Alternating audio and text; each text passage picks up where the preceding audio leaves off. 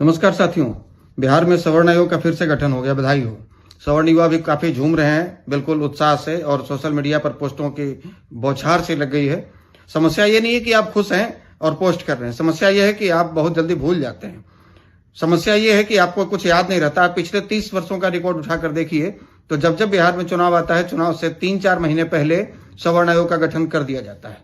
हर बार 5 साल के बाद चुनाव से ठीक पहले सवर्ण आयोग का गठन किया जाता है। लेकिन उसके बाद क्या होता है उस सवर्ण आयोग का? जिस आयोग को संविधान में कहीं कोई जगह नहीं दिया गया, उसको संवैधानिक दर्जा नहीं दिया गया, आप उसको हर 5 साल के बाद पुनर्गठन कीजिए, उससे क्या हो जाएगा?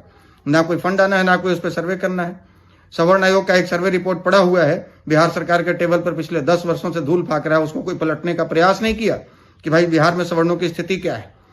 आज फिर से सवर्ण आयोग का गठन कर दिया आप, चूंकि चुनाव 4 महीने के बाद चुनाव है, और एक वैसे जाति के नेता को आप उनका अध्यक्ष बना दिए, जिस जाति के लोग सबसे ज्यादा इस बात को लेकर चिल्लाते रहते हैं, हल्ला करते रहते हैं कि भैया हमारा हक कहाँ है, सवर्ण आयोग को संवैधानिक दर्जा क्यों नहीं दे रहे हैं। हम लोग भी लगातार इसी बात को लेकर मुखर हैं और समाज के युवा इसी बात को लेकर आवाज उठा रहे हैं।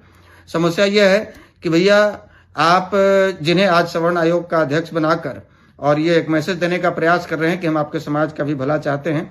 2019 का चुनाव हम भूले नहीं, हमको याद है जब आप जहानाबाद सीट हमसे छीने थे, तो यहाँ के सवर्ण के युवाओं ने, खासकर भूमिहार युवाओं ने एक आवाज उठाई कि भैया बारी बारी से आप सब सीटें हमसे छीन रहे हैं और इस बार जहानाबाद भी छीन लिए।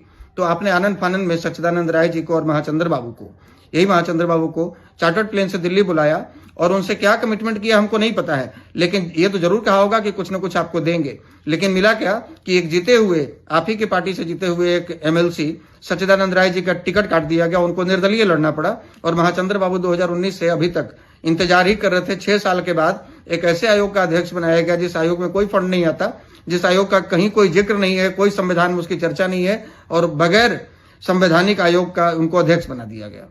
तो भैया ये तो तय है ना, हम ये तो मान चुके हैं कि आप हमारे उप मुख्यमंत्री जी के शादी समारोह में, उनके यहाँ बच्चे के शादी समारोह में शामिल हो रहे हैं। माननीय प्रधानमंत्री जी, उसी वर्ग के एक व्यक्ति को, आप नेता को आप सवर्ण आयोग का अध्यक्ष बनाए हैं। तो ये तय है, हम मान चुके हैं कि इसके पीछे एक बहुत बड़ा षड्यंत्र है और आप अगले विधानसभा चुनाव में निश्चित रूप से 4-5 सीटें हमारे कम करेंगे।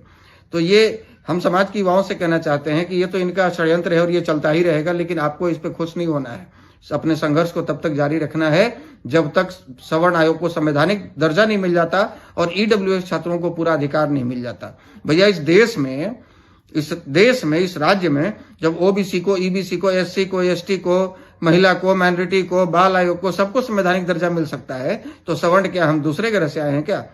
हमारे आयोग को संवैधानिक दर्जा क्यों नहीं दिया जा रहा? सवर्ण आयोग को भी संवैधानिक दर्जा मिलनी चाहिए, ताकि हमारे भी आर्थिक हालातों पर या हमारे भी सरकारी योजनाओं पर लोग चर्चा करें, उस पर विचार करें। तो हम इस लॉलीपॉप से खुश होने वाले नहीं हैं। हम लोग तब तक अपने संघर्ष को जारी रखेंगे जब तक हमारा पूरा अधिकार हमको नहीं मिल जाता।